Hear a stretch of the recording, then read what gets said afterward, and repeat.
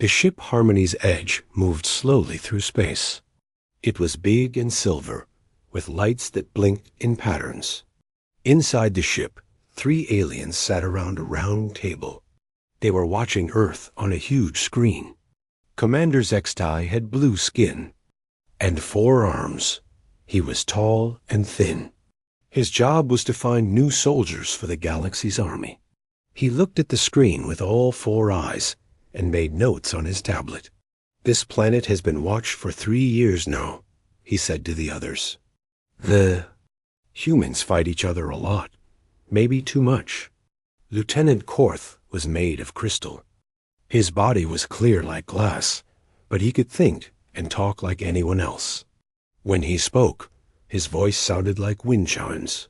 "The humans are strange," he said. "They fight wars, but they also help their enemies sometimes. This makes no sense." The 3rd alien was small and looked like a bug. Her name was Specialist Naira. She had 6 arms and big black eyes. She was very good with computers and numbers. "I have been counting their battles," she said. "Humans lose many soldiers, but they keep fighting. Other species would give up." Commander Zextai switched the screen to show a desert. There was a small base made of sandbags and metal walls. Human soldiers walked around inside it. The base looked very small next to the big desert around it. "This is Firebase, Charlie," he said. 23 human soldiers are there. Our spy drones say enemy forces are coming. Maybe 300 enemies. Lieutenant Korth's crystal body flashed red.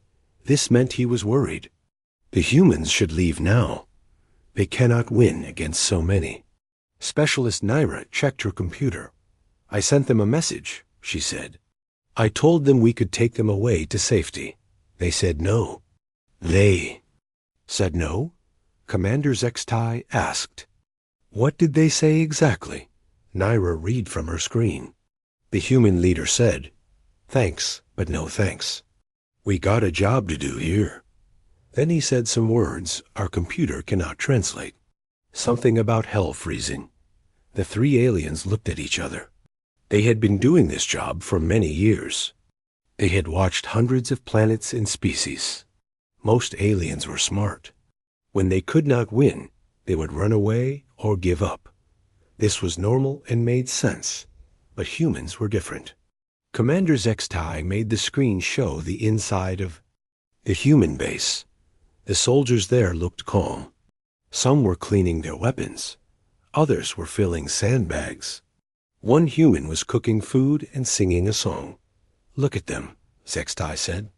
"They know they might die today, but they act like nothing is wrong." The human leader was a man named Staff Sergeant Jake Murphy. He was not very tall, but he looked strong. He had short brown hair and green eyes. Jake walked around the base, talking to his soldiers. He made jokes and they laughed. "Listen to this," Specialist Naira said. She turned up the sound from the base. Jake was talking to a young soldier who looked scared. "Hey, Private Adams," Jake said. "You worried about those bad guys coming?" "Yes, Sergeant," the young soldier said. "There are so many of them." Jake put his hand on the soldier's shoulder. "You know what I think?" He said, "I think those guys should be worried about us. We got the best spot here. Good walls, plenty of ammo, and the best soldiers in the world. Plus, my grandma sent cookies in my last care package. Want one?" The young soldier smiled a little. "Yes, Sergeant." "Lieutenant."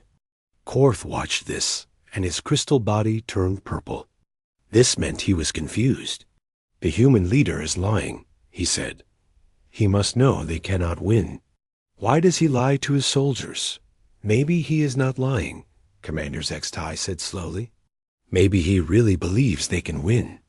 That would make him crazy," Specialist Naira said. "I ran the numbers 5 times. The humans have a 4% chance of living through this fight. That is almost 0. Commander Zextai had 4 arms, so he could do many things at once. With one hand, he made notes. With another, he worked the computer. His third hand held a cup of alien coffee. His fourth hand scratched his head. "In all my years doing this job," he said, "I have never seen anything like humans. Every other species we watch follows the same rules. When they cannot win, they give up. When too many of their soldiers die, they stop fighting. When the enemy is too strong, they run away." "That is smart," Lieutenant Korth said. "Live to fight."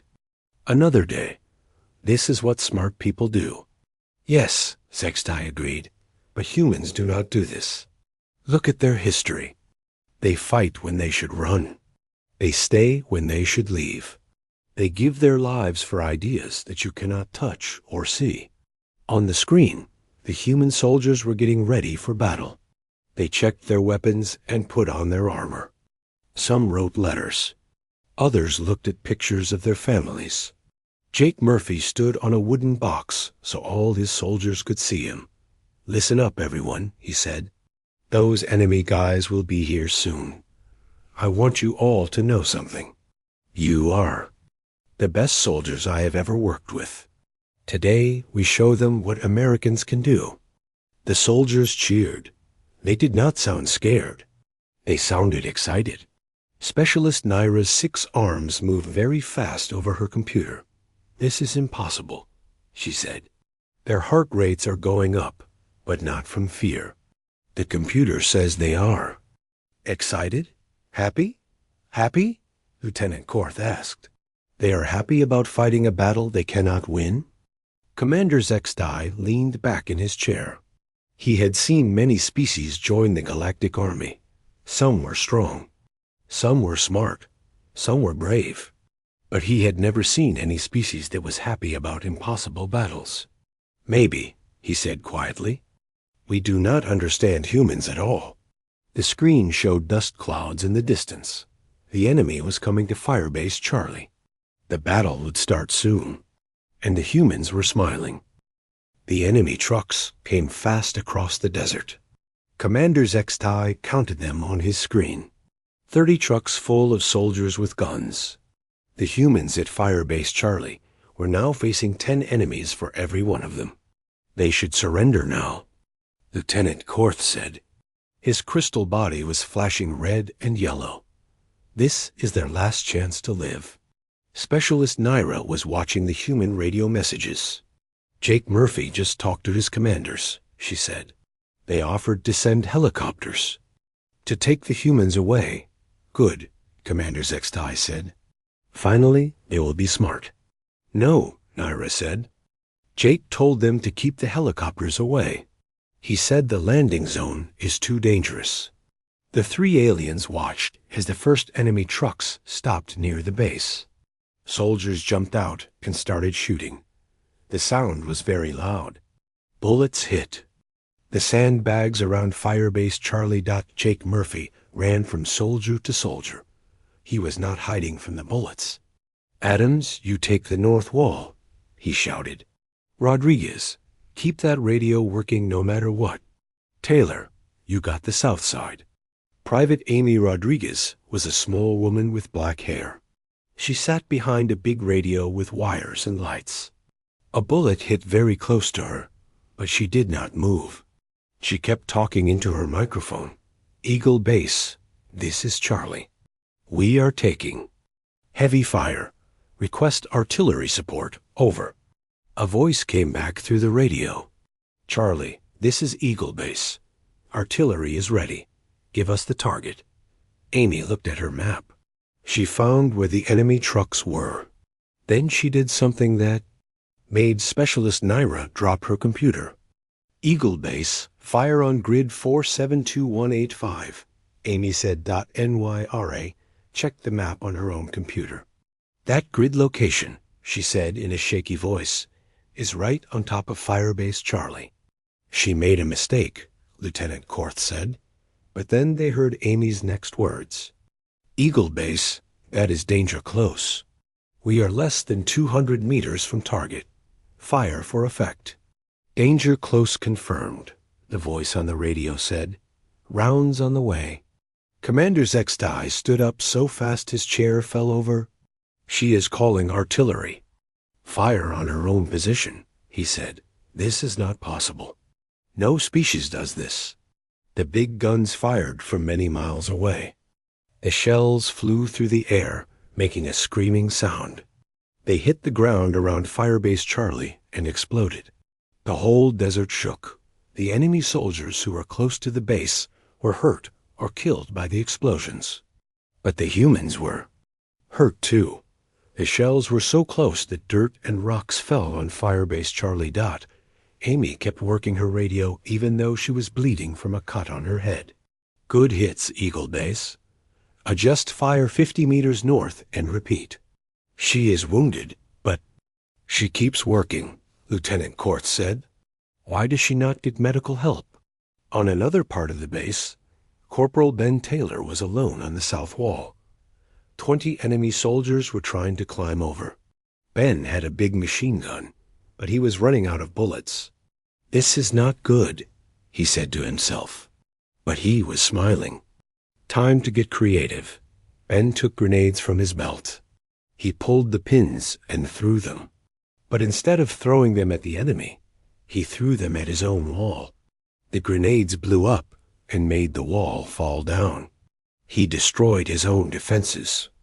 Specialist Naira said, "Now the enemy can get in easier." But Ben had a plan. When the wall fell down, big pieces of concrete fell on the enemy soldiers. Some were trapped under the heavy blocks. Others ran away. Ben jumped down into the broken wall. He had a knife in one hand and a pistol in the other. He started singing a song while he fought. This is the story of a boy named Sue. He sang while shooting at the enemy. His daddy left home when he was 3. Specialist Naira tried to understand this with her. Computer, he is singing about someone named Sue while fighting for his life, she said. The computer says this song is 200 years old and about a person with a girl's name. Human culture makes no sense, Lieutenant Quartz said. The battle got worse. More enemy soldiers came. They had big guns and rocket launchers. Firebase Charlie was taking heavy damage. Parts of the base were on fire. Jake Murphy ran to where Amy Rodriguez was still working the radio. She had been hit by 2 more bullets, but she would not leave her post. Rodriguez, you need to get to the medic, Jake said. No, Sergeant, Amy said. The radio is more important. I can call in more artillery if they group up again. Jake looked at her wounds. They were bad. That's an order, soldier. Amy looked at him with tired eyes. With respect, Sergeant, I'm not leaving this radio. These guys are counting on me to get them fire support. Jake nodded. He understood. Then you're getting a medal when this is over. Only if you promise to give it to my mom, Amy said. I want her to know I did my job right. Captain Lisa Hunt ran over to them. She was the base commander. She had blood on her uniform, but she looked calm. Jake, we got a problem, she said. Big group of enemy soldiers massing on the east side. At least 50 of them. They're going to rush us. Jake looked through his binoculars. The enemy soldiers were getting ready for a big attack. They had enough men to get over the walls easily. Can we get more artillery? Jake asked. Amy shook her head. They moved too close to us. Artillery would hit our own people. Captain Hunt made a decision that made all 3 aliens stop breathing. Amy, call Eagle Base, she said. Tell them to fire directly on our position. Full barrage. Ma'am? Amy asked. You heard me.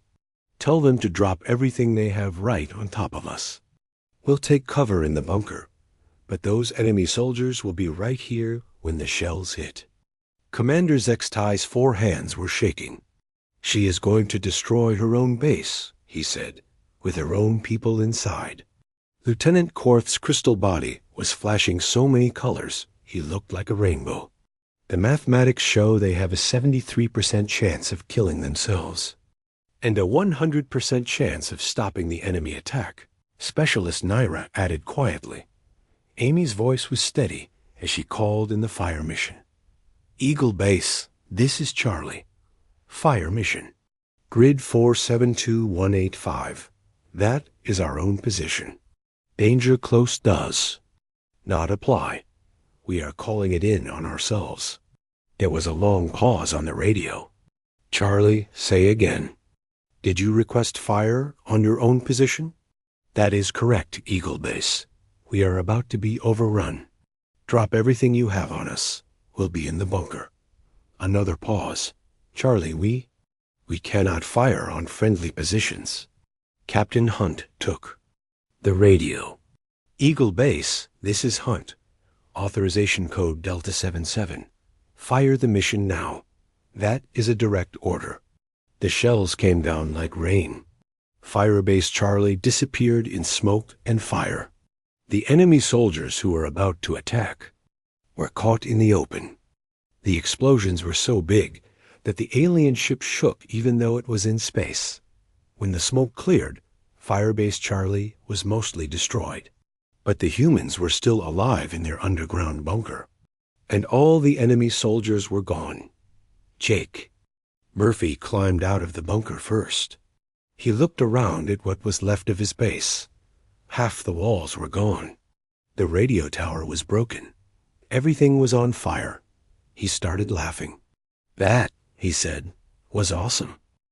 The sound of helicopters filled the air. Help was finally coming to Firebase Charlie. Commander Zextai expected the human soldiers to be happy and relieved. Instead, they looked disappointed. "Oh, man," Corporal Ben Taylor said as he watched the helicopters land. Just when things were getting interesting, Lieutenant Korth's crystal body turned bright orange. This was the color he turned when something made no sense at all. "The humans are sad that the fighting is over," he said. They wanted it to continue. 3 big helicopters landed outside the broken walls of Firebase Charlie. Medics jumped out with stretchers and medical bags. Fresh soldiers came to replace the tired ones, but the original defenders did not want to leave. Sergeant Danny Cooper had been awake for 3 days straight. He had dark circles under his eyes, and his hands shook from too much coffee. But when a medic tried to check his wounds, Danny pushed him away. "I'm fine," Danny said. "Just need a few more minutes to clean up this mess." The medic looked at Danny like he was crazy. "Sergeant, you've been fighting for 72 hours. You need medical attention and sleep." "Sleep is for quitters," Danny said. "Besides, I need to find Martinez." Private Martinez had been killed on the first day of fighting. His body was somewhere in the ruins of the base. Danny had been looking for him between battles. "Sergeant," the medic said gently, "Martinez is gone. We'll find him later." Danny's face got angry. "No, we don't leave anyone behind. That's the rule." He walked away from the medic and started moving broken pieces of concrete. His hands were bleeding, but he kept digging. Specialist Naira watched this on her computer screen. "The human is risking his life to find a dead body," she said. "This serves no tactical purpose. Maybe he does not understand that Martinez is dead," Lieutenant Korth suggested. But then they heard Danny talking to himself as he worked. "Come on, Martinez. Where are you? Your mom is going to kill me if I don't bring you home." Commander Zextai realized something important. He knows Martinez is dead. He is looking for the body anyway. More helicopters arrived. A general stepped out of one of them. He was an older man with gray hair and many medals on his uniform. He walked up to Jake. "Murphy, Sergeant Murphy," the general said. "Hell of a job you did here." Jake stood up straight and saluted. "Thank you, sir. Just doing our job." "Your job was to hold this position for 24 hours, the general said. "You held it for 3 days against impossible odds." "Well, sir," Jake said with a smile, "we didn't have anywhere else to be." The general laughed. "I'm putting you and your people in for medals." This was the finest display of courage I've seen in 30 years. "That's very kind, sir," Jake said. But we were just backing up each other. That's what soldiers do. Private Amy Rodriguez was finally getting medical treatment. She had been shot 3 times, but had stayed at her radio for the whole battle. Now she was lying on a stretcher while medics worked on her. A reporter with a camera came over to interview her.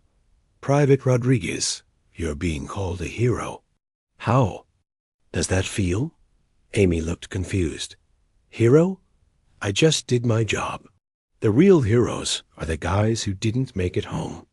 "But you called in artillery fire on your own position," the reporter said. "That took incredible courage." Amy shrugged, which hurt because of her wounds. Not really. The math was simple. Those shells would stop the enemy and save more of our guys than they would hurt. Easy choice. The 3 aliens listening to this were getting more confused by the minute. "She says it was an easy choice," Specialist Naira reported. "To risk death to save others was easy." On another part of the base, Private Kate Williams was leading a search team. They were looking for any wounded enemy soldiers. Kate had found 3 of them hiding in a damaged truck. The enemy soldiers expected to be shot.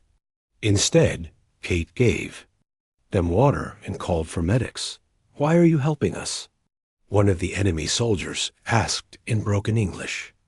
"Because you're hurt," Kate said simply. "And the fighting is over." She sat with the wounded enemies until the medics arrived. She even shared her food with them. Lieutenant Korth was flashing so many colors, he looked like a light show. Now the humans are helping the same enemies who tried to kill them. This makes absolutely no sense. "Wait," Commander Zextai said. "Look at this." On the screen, they saw something that made all 3 aliens stop talking. Danny Cooper had found Martinez's body under a pile of rubble. But instead of just pulling the body out, Danny was crying.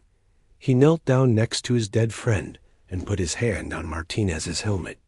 "Sorry it took so long, buddy," he said. "But I got you now. We're going home." 2 other soldiers came to help Danny carry Martinez. They moved very carefully, like they were carrying something precious. They wrapped the body in an American flag. "Martinez was a good soldier," one of them said. "Best friend I ever had," Danny replied. "He saved my life twice in this fight." "Then let's make sure he gets home right," the 3rd soldier said. They carried Martinez to one of the helicopters. Other soldiers stopped what they were doing and stood at attention as the body went by. Even the wounded soldiers on stretchers tried to salute. Specialist Naira had to restart her computer 3 times to process what she was seeing. "They honor their dead with the same care they show their living," she said finally. "More care," Lieutenant Korth corrected. "They risked their lives for dead bodies."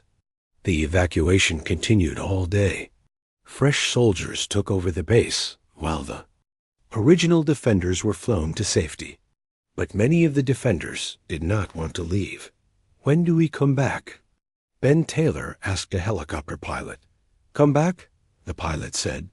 "Soldier, you're going home. This tour is over." Ben looked disappointed. "But what if they attack the base again? These new guys don't know the area like we do." "That's not your problem anymore," the pilot said. "Everything here is our problem," Ben replied. "This is our base."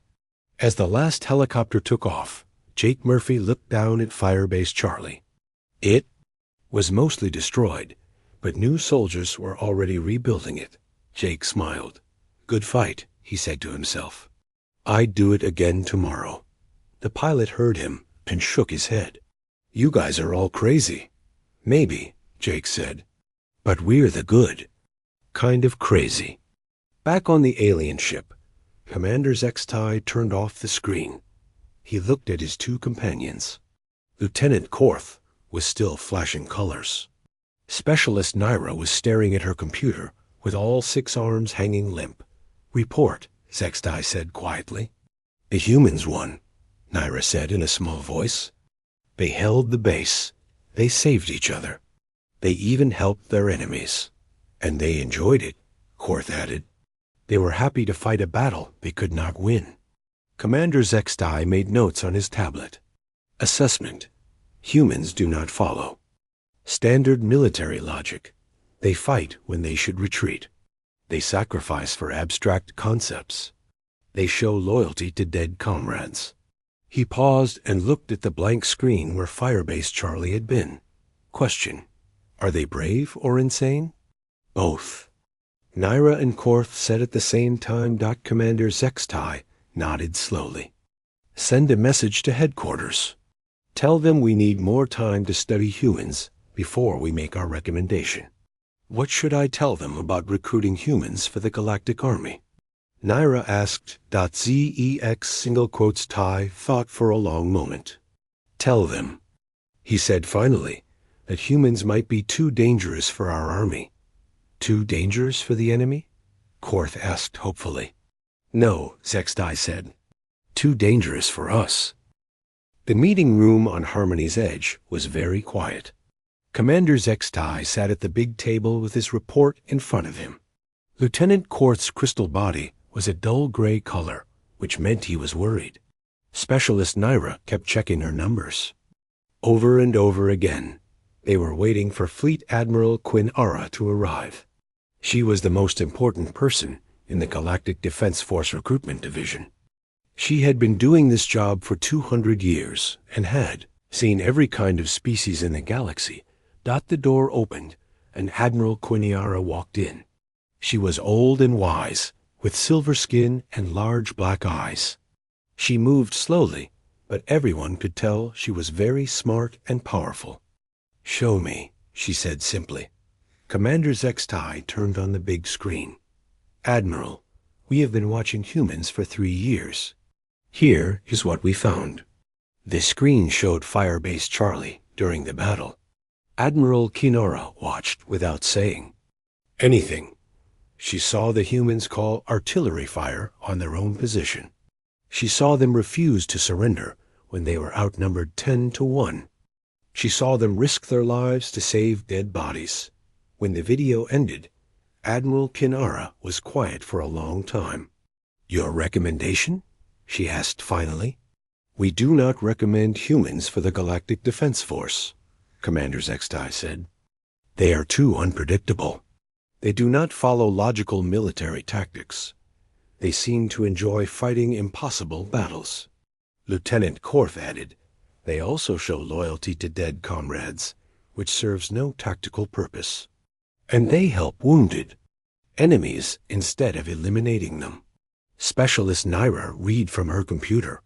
Humans refuse to surrender even when facing certain death. They sacrifice themselves for ideas that cannot be measured. They volunteer for the most dangerous missions. Admiral, they are either very brave or completely insane. Admiral Quinara nodded slowly. Show me more, she said. More, Commander. Zextai asked.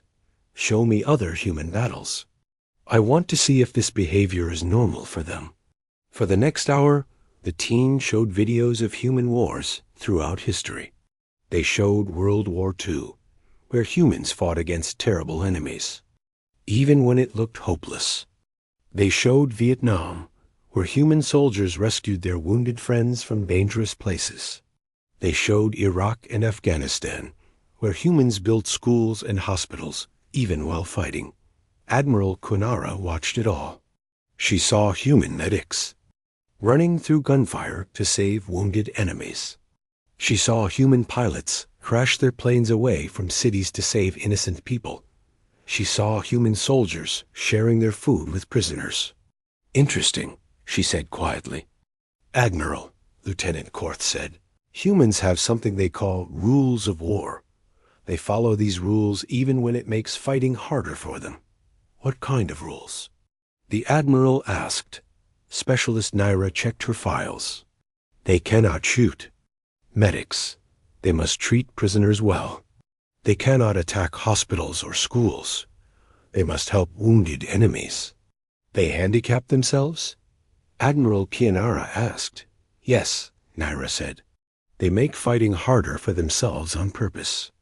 Admiral Quinara stood up and walked to the big window. Outside, the stars were shining in the darkness of space. She was thinking about something important. "Commander Zextai," she said without turning around, "how many species have we recruited in the last 100 years?" 47 species, Admiral. "And how many of those species are still in the Galactic Defense Force?"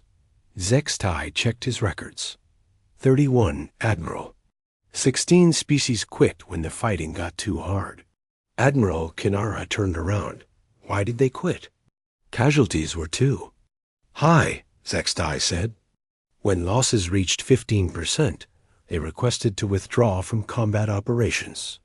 "Standard procedure," Lieutenant Korth added.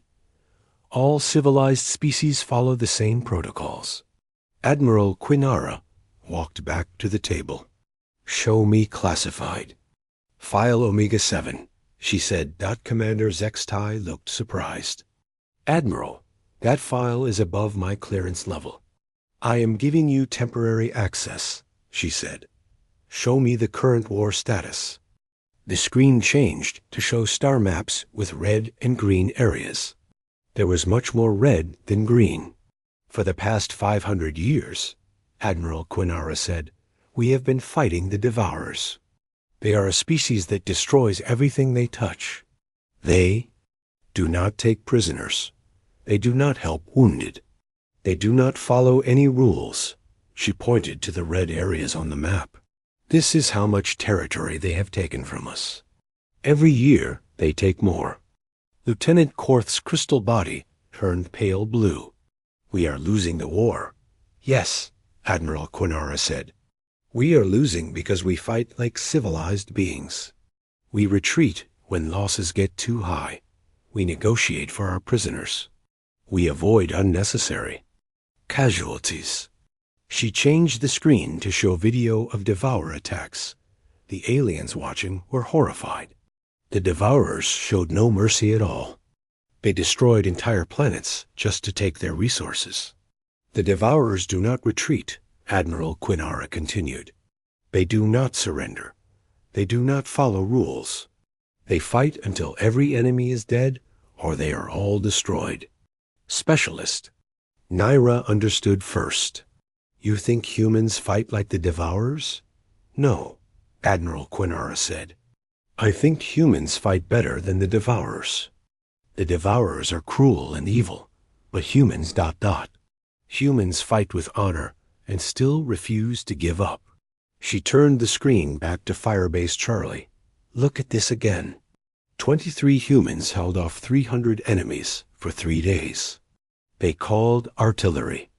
Fire on their own position rather than surrender. But they also helped wounded enemies and risked their lives to recover their dead. Commander Zextai was beginning to understand. "You think humans could teach us how to fight better?" "I think," Admiral Quinara said slowly, "that humans already know how to win wars that we have been losing." She walked to another computer and entered her command codes. "I am accessing the full human military database. Let me show you something." The screen showed statistics about human wars. The numbers were amazing.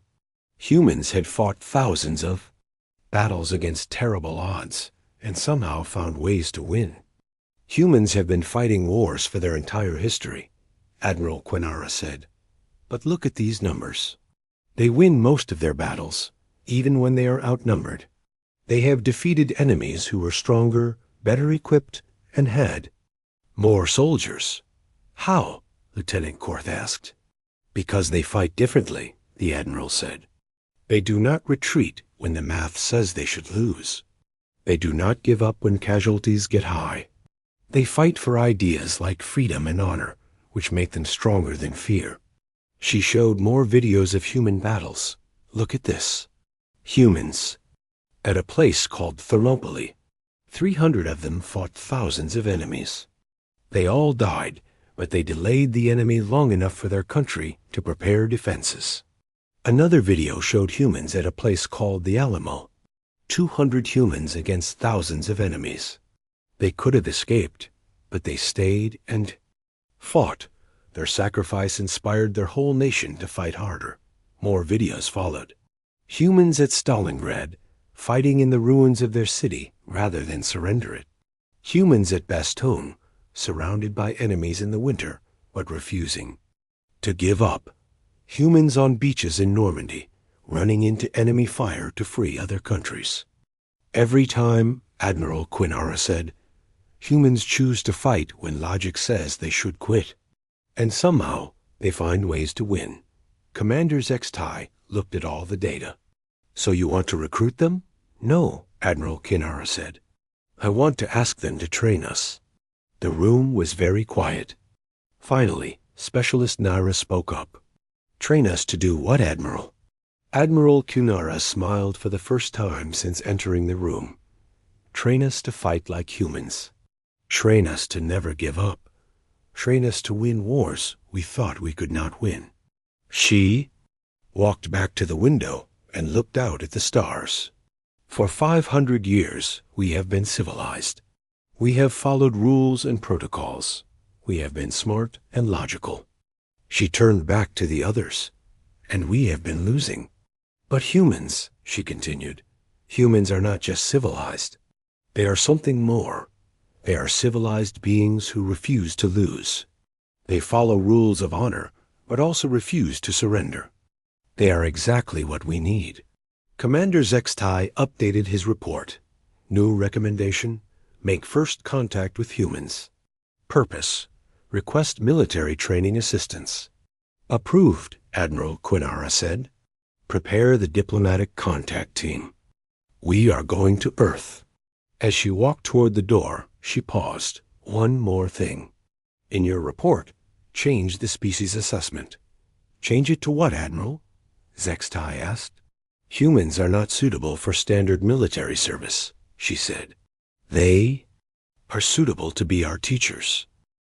6 months later, the alien ship Harmony's Edge entered Earth's solar system. But this time, they were not hiding. They had sent messages to human governments asking for a meeting. The humans had said yes.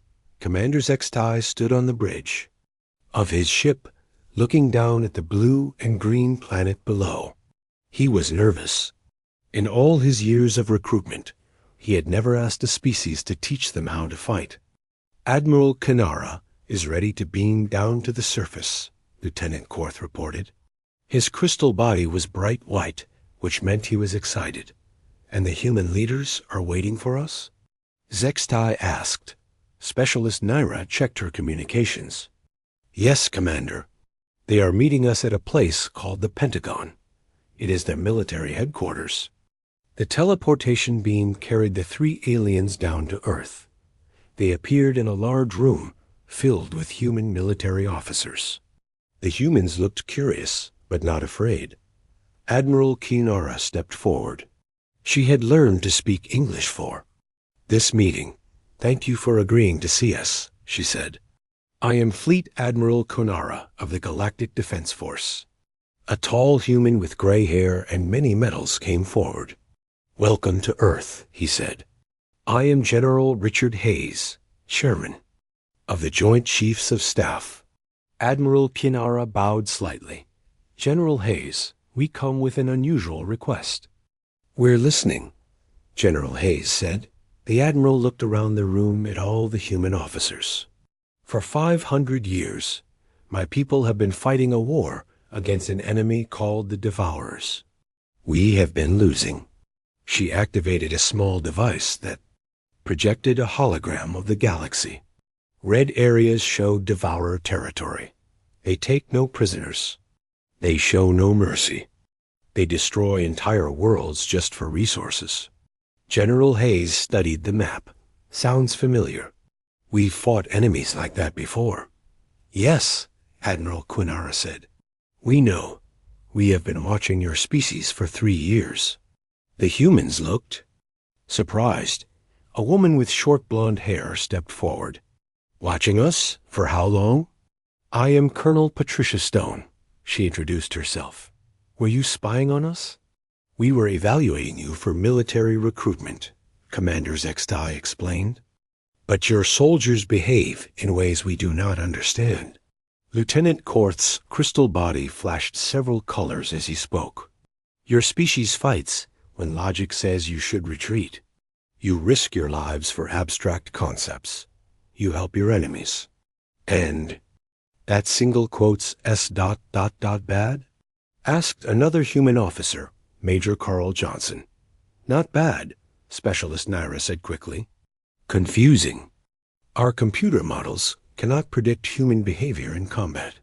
Admiral Kunara walked closer to the hologram. Show them Firebase Charlie, she said to NYRA. The projection changed to show the battle they had watched. The humans in the room watched. Their fellow soldiers call artillery fire on their own position. They saw the impossible defense of the base. When it ended, General Hayes was quiet for a moment. I know those soldiers, he said finally. Jake Murphy got the Medal of Honor for that action. So did Amy Rodriguez and Danny Cooper. They deserved recognition, Admiral Quinara agreed. But that is not why we are here. She changed the hologram back to the galaxy map. Our forces follow standard military protocols. When casualties reach 15%, we withdraw. When the enemy is too strong, we retreat. When the situation is hopeless, we surrender. Sounds reasonable, Colonel Stone said. It is reasonable. The Admiral agreed. But we lose battles because of it. The Devourers never retreat. They never surrender. They fight until they win or until they are all dead. Major Johnson understood first. You want us to help you fight them? No, Admiral Quinara said, surprising everyone. We want you to teach us how to fight like you. The room was very quiet. Finally, General Hayes spoke. Teach you what, exactly? Commander. Zextai stepped forward. Teach us how to win when we should lose. Teach us how to fight for things we cannot touch or measure. Teach us how to never give up. You want us to teach you to be stubborn? Colonel Stone asked with a small smile. We want you to teach us to be human, Admiral Kinara said simply. A younger officer, Captain Steve Miller, raised his hand. But why us? There must be other species in the galaxy who know how to fight. Lieutenant Korth answered him. We have studied 47 species. All of them fight logically. When the math says they cannot win, they stop fighting. Only humans continue to fight impossible battles. And win them, Specialist Naira added. Somehow, humans find ways to win battles they should lose. Admiral Quain Ara activated another hologram. This one showed human history. Your species has been fighting for thousands of years. You have faced impossible odds many times. And you keep winning. The hologram showed famous battles. Humans defeating much larger armies. Humans surviving sieges that should have killed them. Humans liberating concentration camps even when they were tired and far from home. You fight. For ideas, the Admiral continued. Freedom, justice, honor. These things make you stronger than fear or logic. General Hayes walked around the hologram, studying it. You really think we can help you? I think, Admiral Quinara said, that you are our only hope. She showed them more of the galaxy map. Every year, the Devourers take more territory. Every year, more civilized worlds are destroyed. If we cannot learn to fight like humans, we will lose everything. Colonel Stone asked the important question. What exactly are you asking us to do? Come with us, the Admiral said. Send your best military trainers to teach our forces. Show us how to think like humans in battle. And in return? General Hayes asked. In return, we share our technology. With Earth, faster than light travel, advanced weapons, medical technology that can cure any disease. The humans looked at each other. This was a big decision. Captain Miller spoke up again. What makes you think we can teach aliens to fight like humans? Fighting like us isn't just about tactics. It's about who we are. That is exactly why we need you, Admiral Quinara said. You fight with your hearts, not just your minds. You believe in things worth dying for. We need to learn that. Major Johnson had another question.